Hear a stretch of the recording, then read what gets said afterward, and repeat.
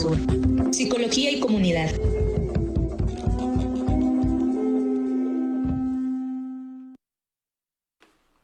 ¿Qué tal, amigos? ¿Cómo están? Muy buenas tardes. Muy buenas tardes. Estamos transmitiendo desde Radio Unicach, Radio Universidad. Y la verdad es que nos da mucho gusto. Vamos a entrar de manera directa. Nos da mucho gusto que se encuentre con nosotros el profesor Manuel Aguilar Mérida, muy conocido por algunos sectores magisteriales, y también con nosotros el maestro Alfonso Romero Manujano. ¿De qué vamos a platicar el día de hoy? Vamos a platicar de un tema que la verdad me parece muy interesante, espero que a usted también le parezca interesante. Se trata de las entes, origen y la lucha magisterial en México. Un tema por demás importante para que conozcamos de viva voz cómo se genera la CENTE, cómo evoluciona la CENTE, cuál es la lucha real de la CENTE, y de alguna manera pues se tiene que ligar de manera paralela el CENTE, que es el Sindicato Nacional de Trabajadores de la Educación en México. Una larga historia, un sindicato pues más grande en Latinoamérica, por así decirlo, pero de verdad que celebro y celebramos aquí en el estudio tener a dos invitados importantes, como lo es el maestro Manuel Aguilar Mérida y Alfonso Romero Manujano. ¿Cómo están? Muy buenas tardes, bienvenidos al estudio. Gracias. Gracias, buenas tardes. Gracias por la invitación. Al contrario, gracias por aceptar la invitación. La verdad que cerramos casi prácticamente enero con broche de oro. Maestro Alfonso. Buenas tardes a todos, aquí estamos de vuelta con el amigo José Luis Roque. Muchas gracias. Bueno, pues ¿qué les parece si damos también y saludamos a Diego Martín Gámez Espinosa, coordinador del programa, a Mario Coutinho Producción, Brenda Contreras, que ya viene en camino, y por supuesto Eloísa Aguilar, que es nuestra operadora técnica, y todo el equipo que integramos Radio Unicach. Así que vamos a escuchar la breve introducción del tema de esta tarde. Adelante, Eloísa.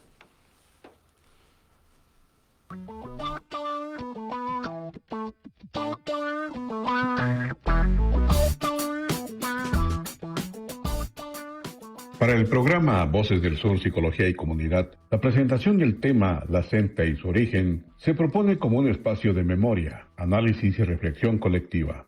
Hablar de la Coordinadora Nacional de Trabajadores de la Educación implica reconocer un proceso histórico que nace de la inconformidad y la búsqueda de dignidad laboral.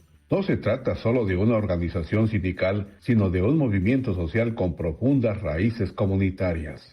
Su origen está ligado a contextos de desigualdad regional y a la necesidad de representación auténtica del magisterio. Desde el sur del país, la CENTE articuló voces que no se sentían escuchadas. Así, su emergencia responde a tensiones entre base y dirigencia. Este programa abre el diálogo para comprender ese nacimiento histórico. En la década de los 70, la CENTE surge como una corriente crítica al interior del Sindicato Nacional de Trabajadores de la Educación, cuestionando prácticas corporativas y centralizadas. Maestras y maestros comenzaron a organizarse desde asambleas locales y regionales. Su lucha inicial se enfocó en la democratización sindical y en mejoras condiciones laborales. Sin embargo, rápidamente trascendió lo gremial para convertirse en una causa social. El magisterio asumió un papel activo en la defensa de la educación pública. La escuela se entendió como un espacio de transformación social. De ahí la fuerza simbólica de su origen. Desde una mirada psicológica y comunitaria, el surgimiento de la CENTE puede leerse como un proceso de construcción de identidad colectiva. La organización permitió a los docentes reconocerse como sujetos históricos con capacidad de agencia. La protesta se convirtió en lenguaje y la movilización en narrativa compartida. Este origen está marcado por la solidaridad y el sentido de pertenencia. La comunidad educativa fue un sostén emocional y político. Así, el movimiento fortaleció vínculos y significados compartidos. Comprender su origen es comprender también su dimensión humana. Finalmente, abordar el origen de la CENTE en este espacio radiofónico invita a pensar el presente desde el pasado. No es una revisión nostálgica, sino una lectura crítica de las causas que le dieron vida. Preguntarnos por su nacimiento es preguntarnos por las deudas históricas con el magisterio. También es reconocer la complejidad de sus luchas y contradicciones. En Voces del Sur, el diálogo se abre con respeto y profundidad. la historia se vuelve palabra viva en la radio. Así, iniciamos este tema con memoria, conciencia y comunidad.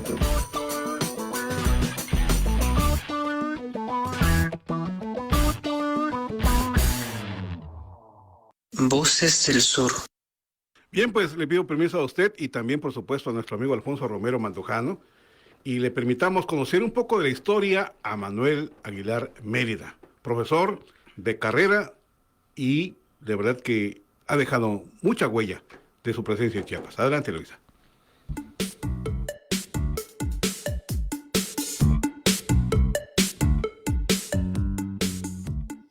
Nuestro invitado en esta tarde, en Voces del Sur, Psicología y Comunidad, se trata de Manuel Aguilar Mérida. Él es licenciado en Educación Primaria y en Psicología Educativa. De 1978 a 1981 fue dirigente estudiantil de la Escuela Normal del Instituto de Ciencias y Artes de Chiapas, ICACH. Expulsado de la institución educativa a comienzos del año de 1981 por su participación política junto a otros normalistas. En agosto de 1994 fue delegado del CCL del Magisterio Democrático a la primer Convención Nacional Democrática convocada por el EZLN en Aguascalientes, Chiapas.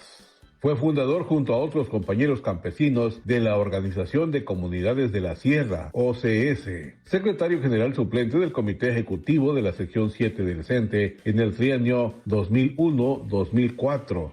En los años de 1998 al 2001, coordinador regional de la región Costa Grande de la sección 7 del CENTE. Del año 2007 al 2013 fue coordinador regional de la región frailesca de la sección 7. Del año 2013 al 2017 fungió como secretario titular de pensiones y jubilaciones del Comité Ejecutivo de la sección 7 del CENTE. Además, fue delegado en diversos congresos nacionales de la CENTE desde el primer Congreso Nacional Ordinario celebrado en la Ciudad de México los días 27, 28, 29 y 30 de septiembre del año de 1990. Bienvenido al programa, Manuel Aguilar Mérida.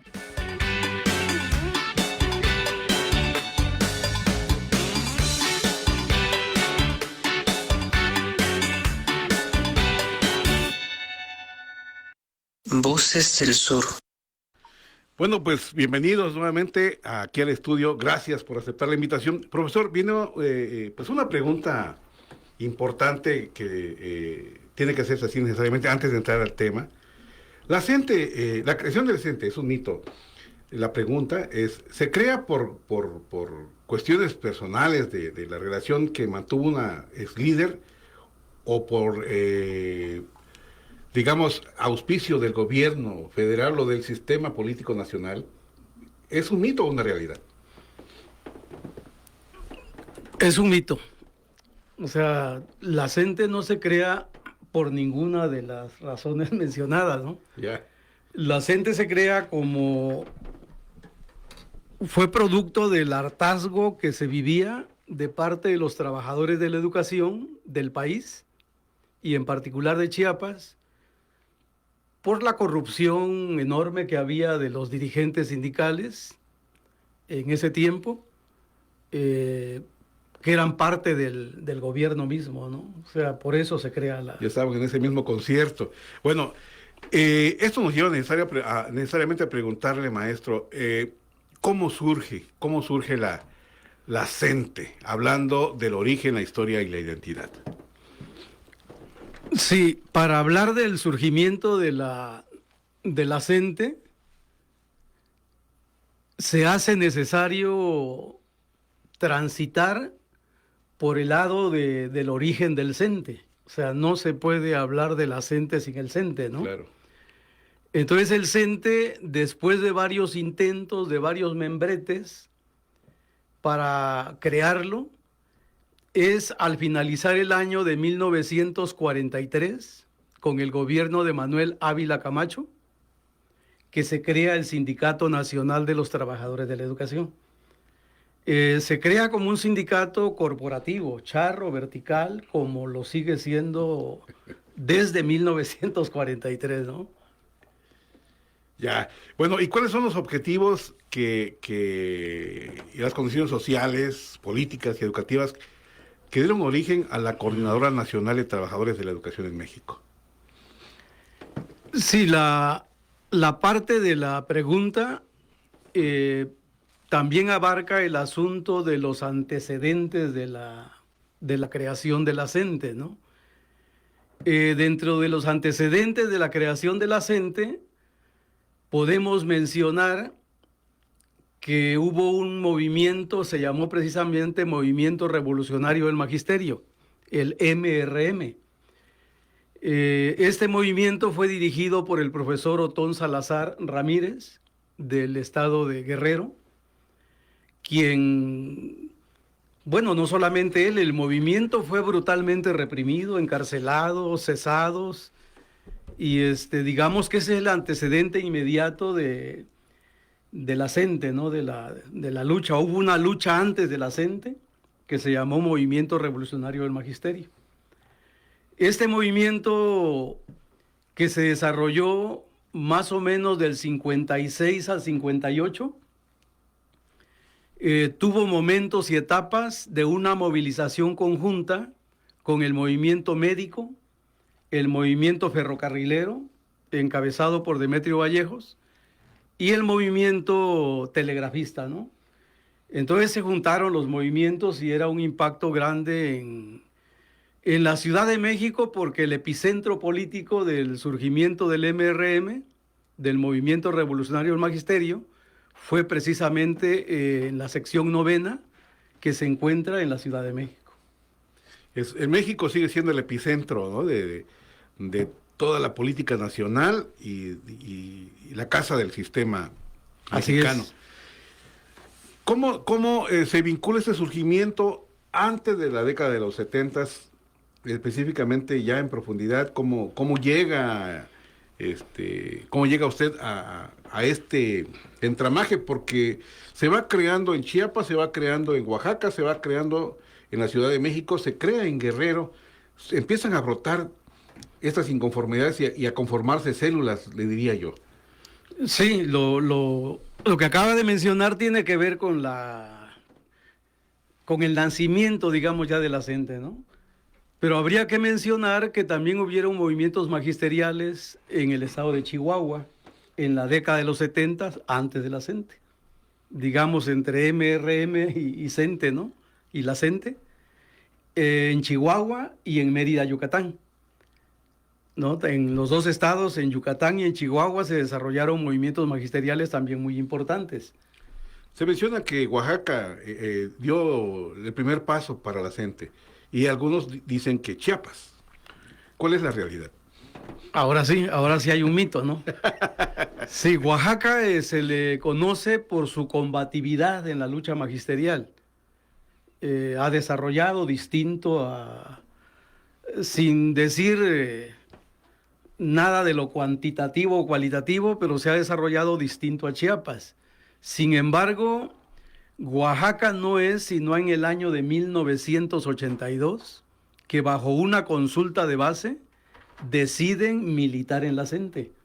En cambio, Chiapas lo hace desde el surgimiento de la CENTE en 1979, porque fue precisamente la sección 7 de Chiapas, estoy hablando de las bases inconformes, de los dirigentes, de algunos dirigentes, también de la sección 40 del Estado, y compañeros de la sección 29 de Tabasco, quienes convocan al primer foro nacional, así se llamó, primer foro nacional de trabajadores de la educación y organizaciones democráticas del CENTE. Eso ocurrió el 17 y 18 de diciembre del año de 1979. La CENTE ya llevaba, desde el 77, 78, 79, ya llevaba movilizaciones y huelgas registradas cuando la CENTE nace, ¿no? Entonces tiene el mérito de su creación, tanto la sección 7 y 40 de Chiapas como la 29 de Tabasco, hablando de los activistas y los dirigentes, no del cuerpo directivo, porque eran charros, eran gente del gobierno, y más bien se creó en contra de ellos. Ya. ¿Qué municipios empiezan a encender esa flama de lo que hoy es la CENTE? Bueno, particularmente como Chiapas, sí son los municipios de la parte norte. Hablamos de Pichucalco, de Reforma, de Tila, de Yajalón. Eso incluso fue en 1977 que se juntaron 11 delegaciones sindicales en esos rumbos y establecieron un paro, una huelga, pusieron sus banderas. Digamos que son los primeros brotes y era precisamente por adeudos salariales, ¿verdad?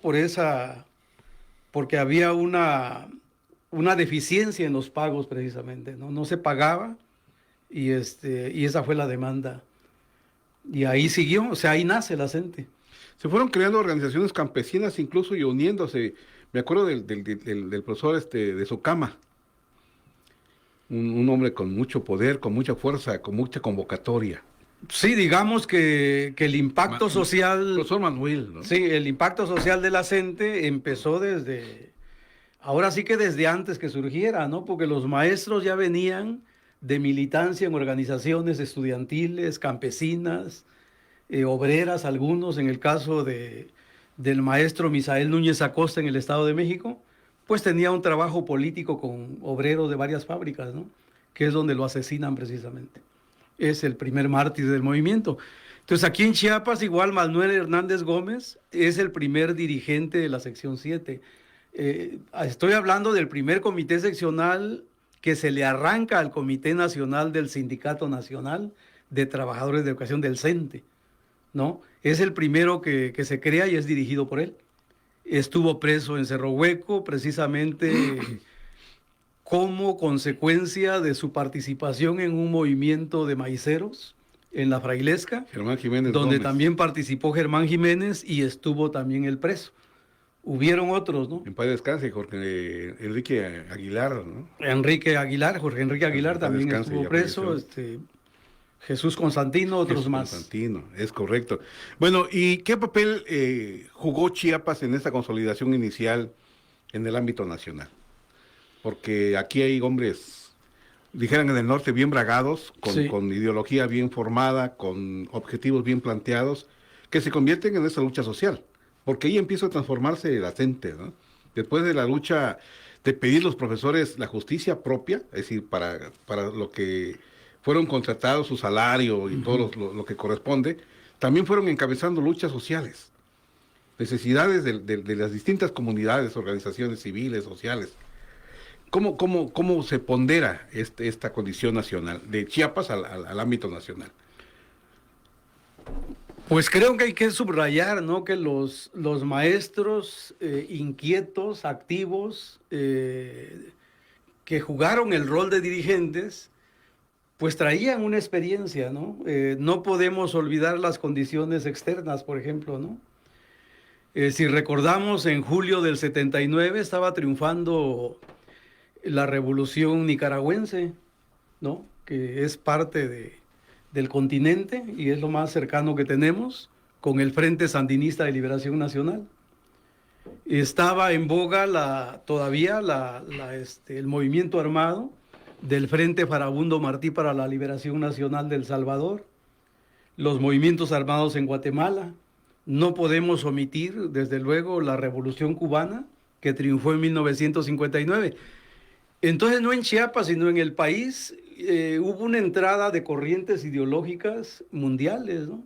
El marxismo, el leninismo, el estalinismo, el maoísmo, el guevarismo, incluso el anarquismo, el anarcosindicalismo. Entonces son esas corrientes también las que juegan su papel y por eso los maestros juegan un papel determinante. O sea, los maestros de Chiapas y Oaxaca se convierten en la columna vertebral de la coordinadora al paso del tiempo, ¿no? Pero el mérito de la fundación de la CENTE, pues sí lo tuvo la sección 7 de Chiapas, principalmente con la 40 y la 29 de Tabasco, ¿no? ¿Siguen todavía persiguiendo los objetivos, las demandas disidentes de esas fechas del 70? Vamos a poner un punto de partida a 2026. Sí, creo que habría que recuperar aquí algo importante, ¿no? La CENTE, aunque nace en 1979, no es sino hasta 1990, en septiembre de 1990, que celebra su primer Congreso Nacional, ¿no? Donde se construyen los documentos básicos, la táctica, la estrategia, la plataforma de lucha, el lema, el emblema. Cabe decir, ¿no?, que en el emblema de la CENTE trae los rostros de Lucio Cabañas Barrientos, del otro maestro Genaro Vázquez Rojas, ambos egresados de Ayotzinapa. Incluso creo que Lucio Cabañas estuvo un tiempo en Matumaxá, de Misael Núñez Acosta y de Arturo Gámez García. Estamos hablando de 4 personajes que estuvieron al frente de movimientos armados. Lucio y Genaro Vázquez Rojas en Guerrero, en el caso de Arturo Gámez en Chihuahua, y el caso de Misael Núñez Acosta, pues, fue el primer mártir de la CENTE, ¿no? Porque él fue asesinado saliendo de una reunión de padres de familia en el Estado de México en 1981. ¿Quién era presidente de la República en ese entonces? El presidente de la República era José López Portillo. Sí, me imagino. Era José López Portillo. Y hablando con respecto a esta evolución histórica de logros y transformaciones de la CENTE, ¿cuáles han sido las principales etapas de evolución de esta organización de maestros desde su creación a la actualidad? Bueno, en las principales etapas, quisiera antes de mencionarlas, decir que las demandas de la CENTE siguen vigentes. O sea, hay 3 objetivos estratégicos de la CENTE que se construyen desde el primer Congreso. Se imagina el tiempo desde 1990, que es la democratización del CENTE, del Sindicato Nacional. Sigue siendo charro, no autoritario, vertical, y al servicio del gobierno en turno, ¿no? Entonces, ese es un objetivo, es una demanda, un objetivo estratégico. El otro objetivo estratégico es democratizar la educación y democratizar la sociedad. Entonces, en la democratización de la sociedad, pues tiene que ver con democratizar la patria, ¿no? O sea, por eso, si en alguna ocasión, como ha sido en los últimos gobiernos, se quisiera referirse a la CENTE como gente de derecha, para nada, ¿eh? Para nada. O sea, lo que queremos es tener una patria democrática. Voy a hacer una pregunta que antes de que usted mencione, ¿cuál es el tercer punto? Para poder yo plantear la pregunta. El tercer punto, bueno, es democratizar el sindicato. Ajá. Democratizar la sociedad y democratizar la educación. La educación. Suena bastante difícil. ¿No será utópico estos objetivos? Porque son inalcanzables, diría yo, ¿no? Por los sistemas, por los intereses internacionales, por las políticas, por el concierto internacional, pero la lucha sigue. Ese es el dicho. Puede ser, y yo considero que la utopía a veces es necesaria. Por supuesto. O sea, si no soñamos, no nos trazamos objetivos grandes, ¿no? A 25 años de distancia se han logrado objetivos. Se han logrado. Lo que sí tenemos que decir, o sea, por ejemplo, tenemos que decir de entrada que ni la práctica sindical que hoy tenemos, ni lo que hoy hacemos se hacía antes de 1981, que fue cuando se conquista el primer Comité Ejecutivo Seccional Democrático, el que encabezó Manuel Hernández Gómez, que en paz descanse. En paz descanse, por supuesto. No son las mismas cosas, pues. O sea, por citar algo, el proceso de cambios, de ascensos, pues se arreglaba de manera distinta, dependiendo del género, ¿no? O era dinero o eran otras proposiciones. Entonces los derechos no se respetaban. Había una corrupción enorme en el sindicato. En los procesos. En los procesos de cambios y todo eso.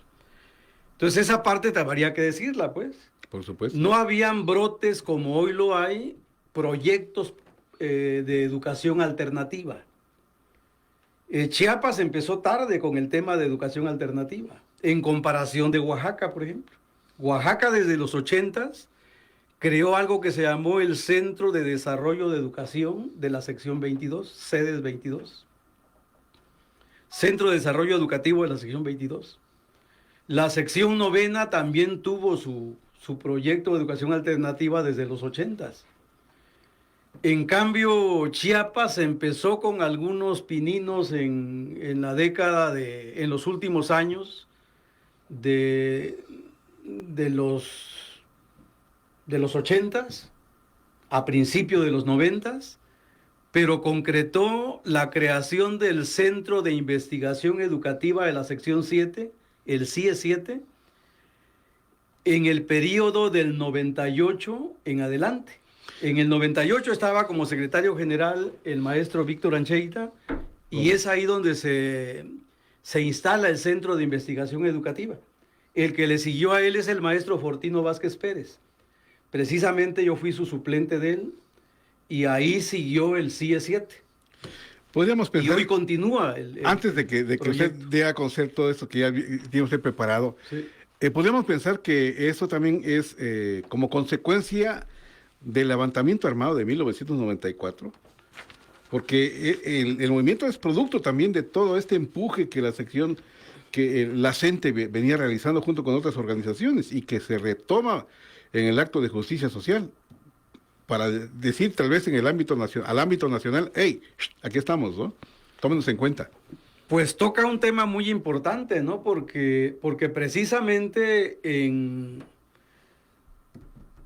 el 92 nos impusieron un comité ejecutivo seccional después de traerlo varios años en Chiapas, que encabezó Julio Peralta Esteva. Y concluyendo él, en el 95, nos vuelven a imponer un secretario general. Ahí ya en el anterior no se permitió que entrara ningún compañero del movimiento, y en el otro sí metimos una parte. ¿Por qué? Y tiene relación con lo del EZLN, porque el candidato del movimiento democrático en ese tiempo era un compañero maestro de educación indígena. Voy a recordar su apellido, el maestro Coyote, de la región Altos. Y entonces la palabra categórica del Bester es cualquiera menos él. Y después dijo, bueno, yo les voy a dar una terna, pero ustedes no pueden poner a la dirigencia a un maestro de educación indígena, porque pues está muy fresco lo del levantamiento del EZLN, y al gobierno federal no le va a gustar que esté al frente un maestro de educación indígena. En el sentido complaciente. ¿No? Entonces, cerrar los ojos a lo que representa el levantamiento armado en Chiapas en el 94 y en México, pues sería un error garrafal, ¿no? O sea, es importante. Es tan importante que nosotros participamos en el 94 con una comisión reducida, a pesar que teníamos un comité seccional charro. Nos reunimos los pocos que pudimos y nombramos una comisión de 5 compañeros. Me tocó participar en esa comisión para ir a la primer Convención Nacional Democrática del EZLN. En los Caracoles. No, fue a un lado de Guadalupe Tepeyac. Se le bautizó como Aguascalientes Chiapas, de esa primer convención. Fue interesante, fueron más de 8,000 gentes del país que asistieron. Y ahí estábamos la comisión de 5 o 6 maestros. Por favor, compártanos lo que usted ya trae organizado. Por favor. Bueno, me regreso a la pregunta que hacía, ¿no? Sí, La evolución histórica, los logros y transformaciones. Puede haber una óptica distinta a la que yo tenga, ¿no? Y eso no representa ningún problema. Lo dividí por etapas. Por ejemplo, la etapa de 1979 a 1983 es la primera etapa. Y esa primera etapa corresponde a una etapa de auge del movimiento, ¿no? Correspondió a los sexenios de José López Portillo y el inicio de Miguel de la Madrid Hurtado como gobiernos federales. y Juan Sabines Gutiérrez como gobierno estatal. Esta fue una etapa de auge de la CENTE, donde se conquistaron comités ejecutivos seccionales de Chiapas, las 7, vuelvo a repetir, eso fue en marzo de 1981. Los adversarios, los que no eran del movimiento, apenas lograron juntar algo así como de 10 a 12 delegados. O sea, el movimiento estaba con toda la fuerza, ¿no? También se conquistó la dirigencia de la sección 40. En esos tiempos, en ese mismo año, en ese mismo mes. Y posteriormente se ganó la sección 22 de Oaxaca. El movimiento magisterial conducido por la CENTE se extendió a varias entidades, entre ellas Guerrero, Morelos, Estado de México, Ciudad de México, Michoacán, Hidalgo, entre otras. También fue una época feroz, represiva, que cobró vida de valiosos compañeros, maestros. Ya lo decía, entre ellos Misael Núñez Acosta en el Estado de México y Pedro Palma en Hidalgo, quienes se convirtieron en los 2 primeros mártires de la lucha que encabezó la CENTE. Seguramente esta fue la época de las grandes transformaciones en la lucha magisterial encabezada por la CENTE. Fueron también los tiempos de florecimiento de nuevos movimientos sociales en el país, lo que propició vinculación de los maestros con otros sectores sociales, propiciando la construcción de nuevas organizaciones sociales de lucha. Fueron los tiempos de los grandes frentes de lucha. La ANOCEP, que era la Asamblea Nacional Obrera Campesina Popular, nació en ese periodo, cuando también surgieron las grandes coordinadoras sectoriales, entre ellas la CEMPA, que es la Coordinadora Nacional Plan de Ayala, que agrupaba a los campesinos, la CONAMUP, que era la Coordinadora Nacional del Movimiento Urbano Popular. Ahí estaban todos los colonos, los que luchaban por un pedazo de tierra. En este caso en Tuxtla era parte de ellos la UCG 4 de la colonia Las Granjas, y la COSINA, que era la Coordinadora Sindical Nacional. Fue en ese tiempo que se crearon. Esa, digamos, que la registro en síntesis como una primera etapa, ¿no? La segunda etapa considero que es de 1984 a 1988. Puede considerarse como una etapa de reflujo a nivel nacional, de mayor represión de parte del gobierno, y por otro lado, también se registraron divergencias fuertes al interior de la CENTE, entre corrientes, entre liderazgos, entre formas de pensar. Estas fracturas debilitaron y desequilibraron un tanto el aspecto organizativo de la coordinadora. Para Chiapas representó esa etapa la pérdida y el asesinato del compañero maestro Celso Wenceslao López Díaz, en el marco de una huelga que duró más de 60 días. Los autores materiales e intelectuales de ese crimen fueron los charros.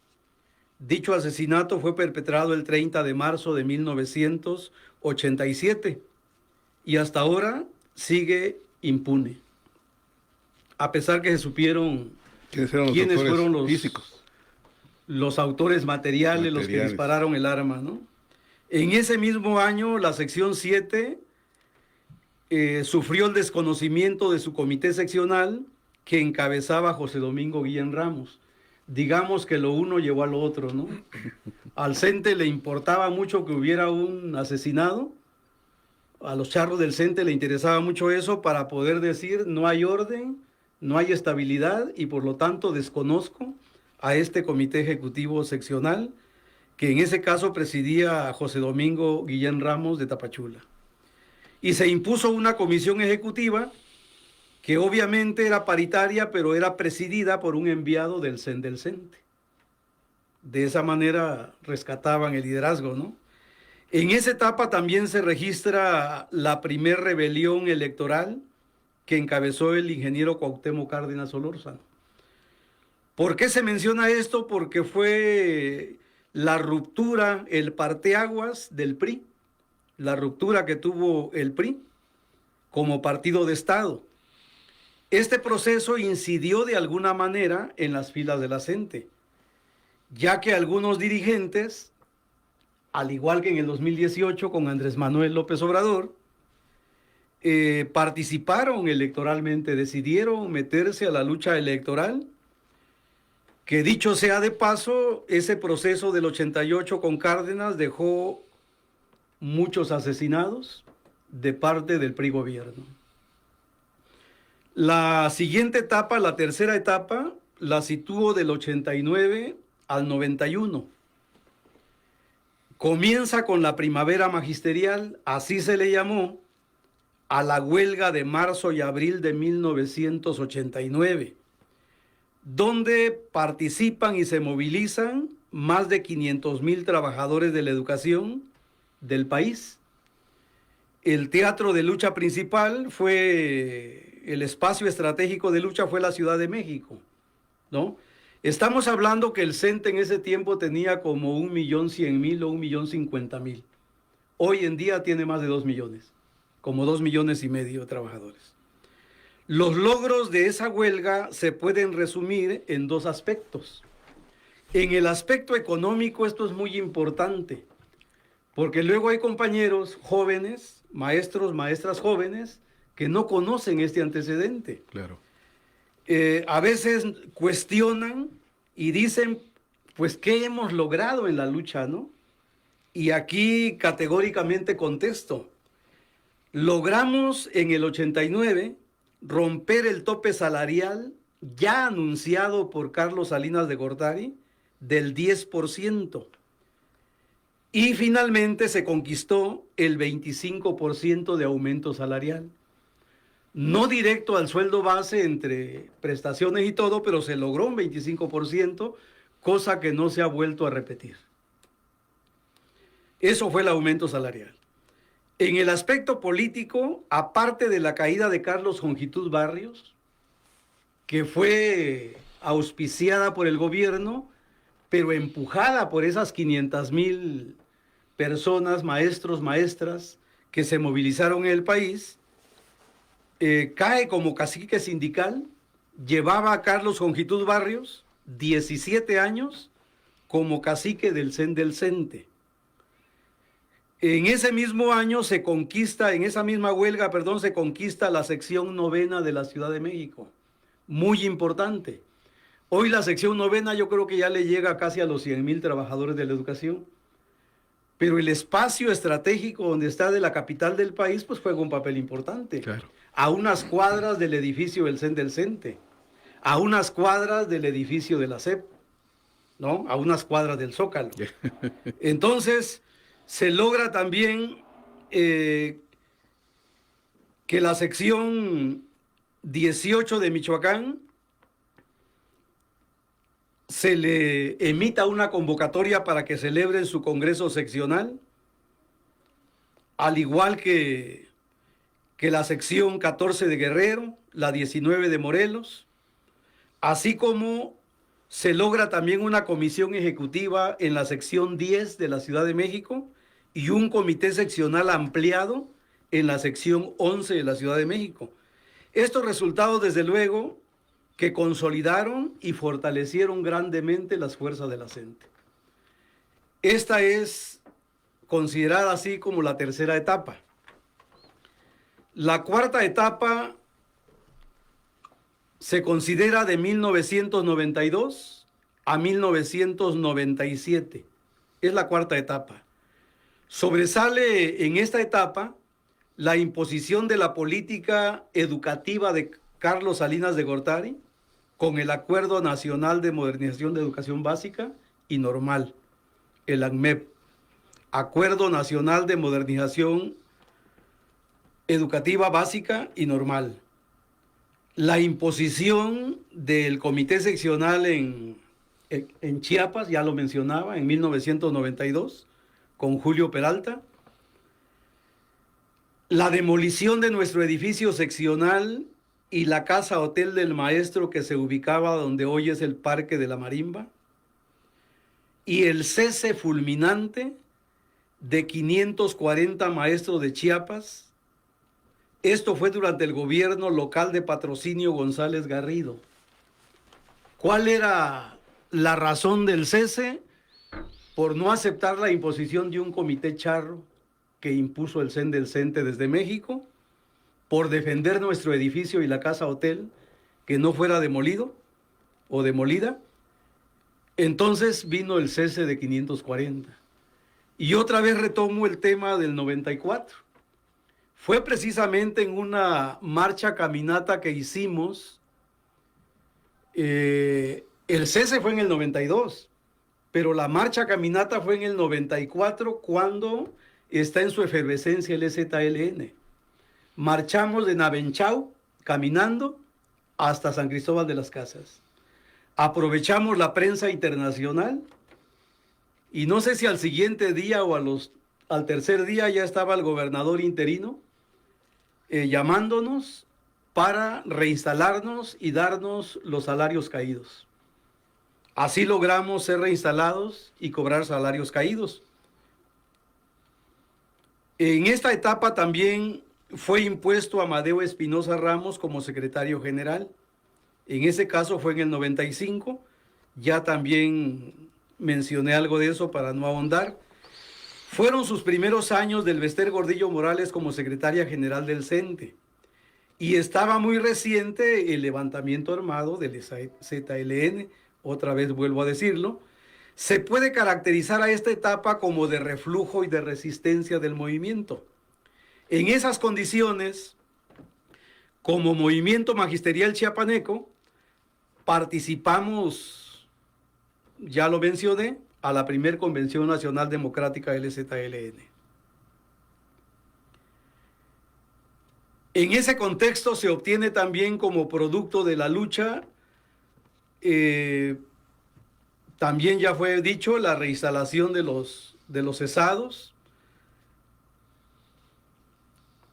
Fueron los tiempos que en la política educativa de Carlos Salinas de Gortari se nos impuso carrera magisterial, lo que traía como antecedente inmediato algo que se llamó esquema de educación básica, que no era otra cosa que una política de fragmentación y aniquilamiento del movimiento nacional y de la CENTE. Así como en su momento cuando surgió la UPN, este dato pocos lo conocen, que también la UPN la crearon como un arma para derrotar y fragmentar y destruir el movimiento magisterial. O así como surgió en la Ciudad de México las dobles plazas, ¿no? Para que no tengas tiempo de ir a hacer grilla, de ir a hacer política, pues vete a trabajar el doble turno, no la doble plaza. Eso hicieron en la Ciudad de México. La quinta etapa está del 98 al 2008. Particularmente en Chiapas, como sección 7, inauguramos algo que le llamamos asambleas masivas regionales. Significaba que todos los maestros de la región centro, que pueden ser hoy en día unos 15,000, sean convocados a una asamblea todos y ahí se les dé la información. Se hicieron asambleas masivas en todas las regiones del estado. En esta etapa también conseguimos, como movimiento chiapaneco, consolidarnos y un crecimiento importante de nuestra fuerza, con la participación decidida de las bases, desde luego. Logramos detener la política educativa del gobierno interino Roberto Albores Guillén, conocida como Revolución Educativa. En ese periodo, el gobierno interino reconoció en un diagnóstico oficial de su gobierno, difundido por él mismo, la existencia de 600,000 analfabetas. Me pregunto solamente, ¿no? Si en el tiempo de Albores Guillén habían 600,000 analfabetas, ¿de cuántos analfabetas podremos hablar hoy en día en el estado de Chiapas?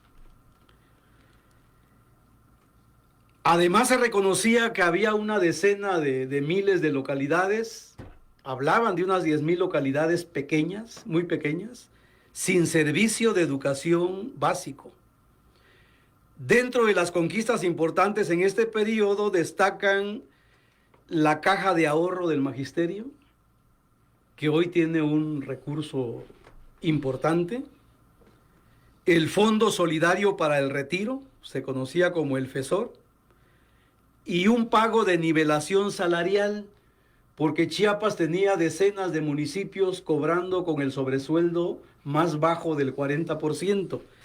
Entonces, lucha de zonificación, ¿no? O del 60%. Entonces hay una nivelación que hasta la fecha se sigue pagando, que no impacta en el aguinaldo, que aún no han rezonificado, pero hay esa nivelación hasta hoy en día, ¿no? En el siguiente sexenio, que fue el de Pablo Salazar Mendiguchía, logramos un bono de productividad.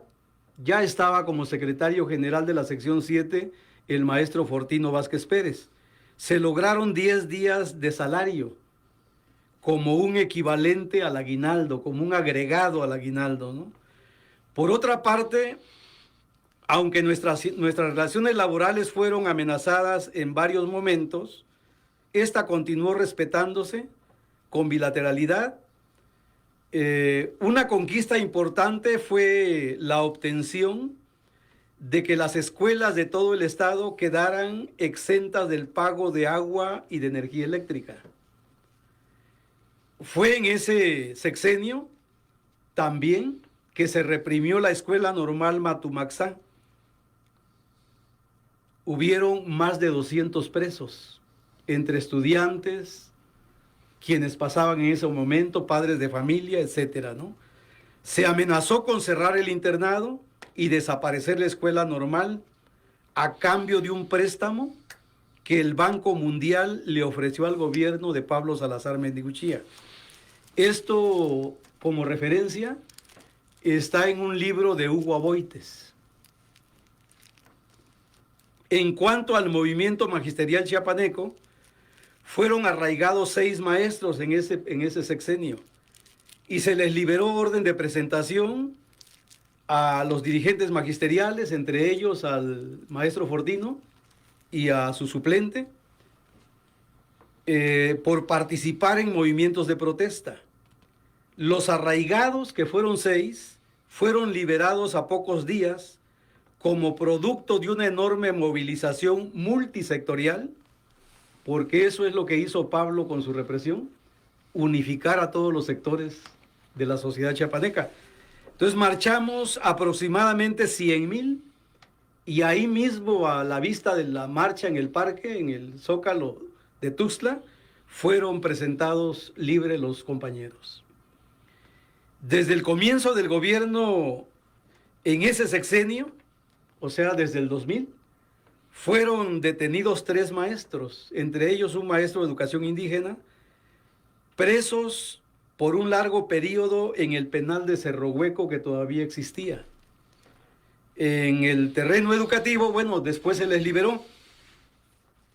En el terreno educativo, pues ya lo dijimos, se le dio vigencia a lo que venía en el trienio anterior, que era el Centro de Investigación Educativa de la sección 7, lo que permitió por segunda ocasión detener la iniciativa de reforma educativa de Pablo, porque presentamos como sección 7 una propuesta de la misma, una propuesta de ley al Congreso del Estado, producto de la organización y realización de congresos educativos regionales en todas las regiones del país, aterrizando con un congreso educativo estatal que convocamos y desarrollamos, y la elaboración con la ayuda de profesionales de la propuesta de ley estatal de educación, que pues me quedó un tanto en mi poder de la revista que le entregamos al Congreso del Estado. Eso permitió que ya no siguieran insistiendo con la reforma educativa, que era lesiva. Dentro de algunos acontecimientos importantes de orden nacional, En el cierre de esta etapa podemos señalar lo siguiente: la represión salvaje a los movimientos de San Salvador Atenco. Eso fue en el Estado de México en el 2006. El despido masivo de 40,000 trabajadores de Luz y Fuerza del centro de la Ciudad de México en el sexenio de Felipe Calderón. La represión de la Asamblea Popular de los Pueblos de Oaxaca, la APO, y al Movimiento Magisterial Popular, lo que cobró o trajo como saldo más de 20 asesinados. Es repudiado por eso Ulises Ruiz en el estado de Oaxaca, al menos por el sector magisterial y otros sectores en lucha. También podemos mencionar la imposición de la ley del ISSSTE del 2007 que dejó Felipe Calderón también, y la imposición de la Alianza por la Calidad Educativa, la ACE, que fue el antecedente inmediato de la reforma educativa punitiva de Peña Nieto. La sexta etapa es del 2008 al 2013, con antecedente inmediato de divergencias internas dentro del movimiento magisterial, tratadas incorrectamente también en esa etapa, y el desvío de rumbo de algunos dirigentes del Comité Ejecutivo Seccional. Pues no sé si estoy siendo muy crítico o haciendo uso de la verdad solamente, ¿no? En el mes de marzo del 2008, otra vez el CEN del CENTE impone con una ridícula minoría a Rosendo Galíndez como secretario general de la sección 7, quien 4 años después es sustituido por un delegado especial enviado por el CEN del CENTE, Juan Manuel Armendáriz Rangel. Y en junio de 2013 se celebra el Congreso de Relevo Seccional para sacudirnos a los impuestos por el CEN del CENTE. Los enviados del CEN del CENTE intentaron volver a repetir la imposición del dirigente dando el clásico charrazo. Eso se estaba desarrollando en las instalaciones del Poliforum Mesoamericano. Al accionar la fuerza de los delegados del movimiento, militantes de la CENTE, no dejándolos salir del Poliforum, en tanto no hicieran o dirigieran correctamente el Congreso, no se hizo esperar mucho la intervención del gobierno Manuel Velasco Cuello, quien ordenó la represión policíaca con saldo de decenas de heridos y gaseados. La disolución de dicho Congreso, el cual fue reinstalado después como producto de una negociación donde algunos dirigentes acompañados del gobernador acudieron a la Secretaría de Gobernación y trajeron la orden de reinstalar el Congreso. Aunque esta vez se trató de un Congreso nunca visto en la historia del movimiento chiapaneco, porque fue un Congreso en el Poliforum, ahí mismo, totalmente militarizado por dentro y por fuera. La séptima etapa va del 2013 al 2016. Agosto del 2013 al 2016. 2 grandes movimientos a fondo, con paro indefinido a nivel nacional, con varios estados que estallaron paro indefinido, o como lo bautizó en su libro Luis Hernández Navarro, la novena ola magisterial. En Chiapas se hablaba del movimiento magisterial popular chiapaneco. El adjetivo era adecuado, pues en él participaban diversos sectores de la sociedad, de la entidad, desde los pueblos creyentes, católicos y no católicos. Expresiones culturales como el Carnaval de Chiapa de Corzo, el Carnaval de Ocosocuautla Espinosa en el Parque Central en el Plantón, solidarizándose con el magisterio, hasta la presencia de una comitiva del EZLN en Tuxtla Gutiérrez, dando como solidaridad varias toneladas de alimentos. En síntesis, puede expresarse que estas dos huelgas, la del 2013 y 2016, resultaron diferentes una de otra. La huelga del 2013 tuvo una duración de 87 días, solo como Chiapas, porque los demás estados ya se habían levantado. Una comisión negociadora multisectorial compuesta de aproximadamente 87 compañeros, misma que fue recibida en la Secretaría de Gobernación y que terminó firmando una minuta, logrando detener por 2 o 3 años la reforma educativa punitiva de Peña Nieto. En tanto, la huelga del 2016 tuvo una duración mayor de 124 días. Veamos la contradicción. La comisión integrada como Chiapas para negociar fue compuesta de 3 o de 4 compañeros. Nada que ver con la comisión de 87 compañeros del 2013. Y los 3 o 4, todos integrantes del Comité Ejecutivo Seccional. El gobierno rechazó en ese año 2016 y se negó a firmar minuta alguna. Y a esas alturas también ya existía, por la misma cantidad de tiempo de huelga, una descomposición del movimiento, la cual se traducía en desconfianza y señalamientos hacia algunos dirigentes.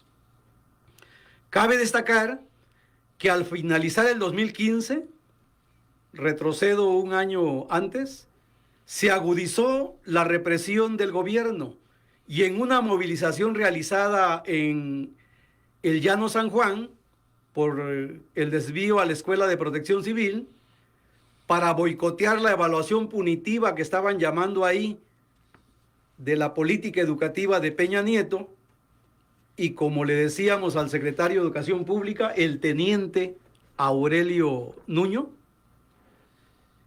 hubieron compañeros detenidos como 6, sustraídos del Estado, me parece que los llevaron a Nayarit,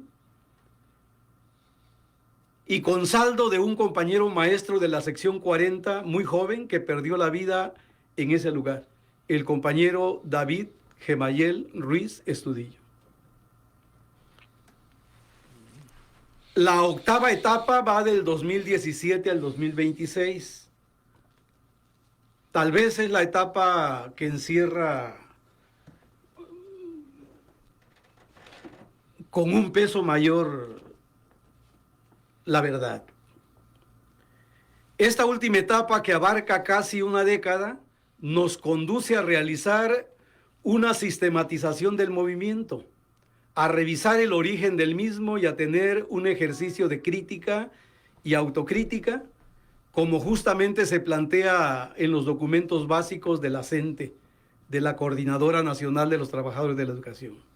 Estamos llamados a retomar la táctica, la estrategia, el método de lucha y los principios rectores de la CENTE, como del Movimiento Magisterial Democrático Chiapaneco.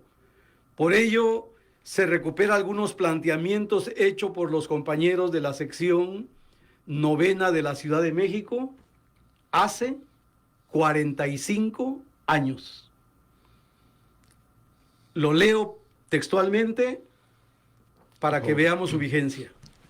A partir de 1981, se abre comillas, la Comisión Coordinadora definió como objetivo fundamental del movimiento democratizar al CENTE.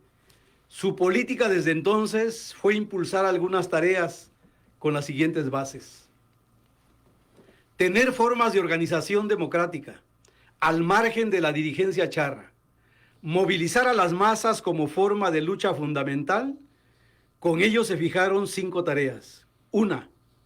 Construcción de los consejos centrales de lucha como dirección colectiva y representativa, que responda a los intereses de las bases, que impulse acciones aprobadas democráticamente y respete irrestrictamente el poder de decisión de las bases. 2.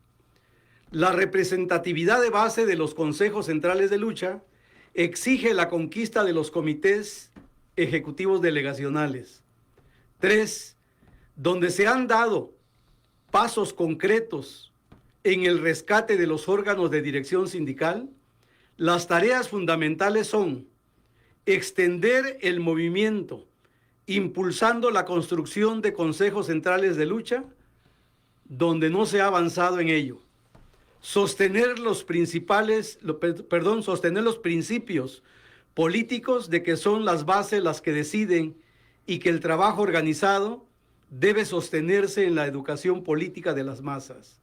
Estos principios son los que permiten resolver correctamente el problema de la relación dirección-base, que es la línea de demarcación principal entre el charrismo y la democracia sindical. La lucha del magisterio por democratizar el CENTE debe incidir y sumarse a la lucha general de los trabajadores por la libertad política, que hoy se expresa en la lucha contra el charrismo, contra la política económica antipopular del Estado y por la construcción de una organización proletaria independiente. La necesidad de un programa de reivindicaciones que acabe con la estrechez, el localismo y el inmediatismo que en la primera etapa del movimiento se debieron a condiciones particulares. Cuando habla de la primera etapa del movimiento se refiere del 56 al 58 con el MRM. Termino, cierro comillas, página 51 y página 52 del libro de las aulas a las calles, Información Obrera, Equipo Pueblo, 1990. Profesor, bueno, el tiempo nos ha ganado la batalla. Un tema bastante importante, muy extenso, con muchas aristas. Nos quedan muchas preguntas en el tintero y muchas respuestas que esperar. Sin embargo, espero que podamos contar con su presencia en una siguiente invitación, de acuerdo a su agenda, y continuemos dándole respuesta a estas preguntas que, al igual que nosotros, al igual que la sociedad, al igual que los jóvenes maestros que no conocieron parte de la historia, pues lo conozcan, porque esto es muy importante.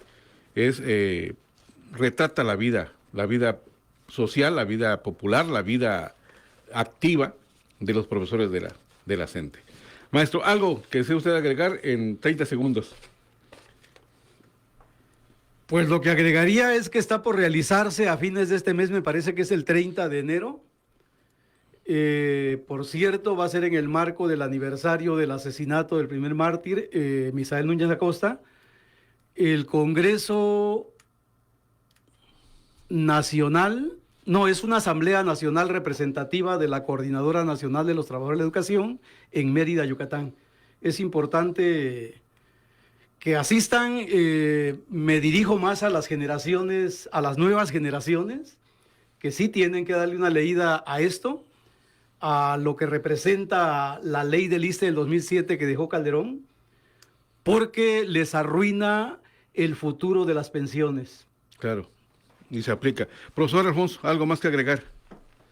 Sí, ya se hablaba de los caídos y hay más compañeros, ¿no? Que igual hace falta hablar bastante. Por supuesto. Porque uno de ellos es nuestro compañero, en paz descanse, Rubicel Ruiz Gamboa. En paz descanse. En paz descanse. ¿Qué le parece? Adelante. Pues gracias, José Luis, por el espacio y si se da otras reuniones. Por supuesto, pues, vamos a agendarlo. Aquí estamos con el profe. Claro que sí, con mucho gusto. Adelante. Muchas gracias, solo agradecerles su gentileza y por la invitación. Muchas gracias. Bueno, pues el tiempo nos ha ganado la batalla, la verdad que nos pasamos un poco, como regularmente no lo hacemos, pero esta ocasión por dar la importancia del tema, nos resbalamos tantito. Así que nos escuchamos y nos vemos el próximo jueves en punto de las 4. Hasta la próxima. Muchas gracias. Voces del Sur, Psicología y Comunidad es una producción de la Facultad de Ciencias Humanas y Sociales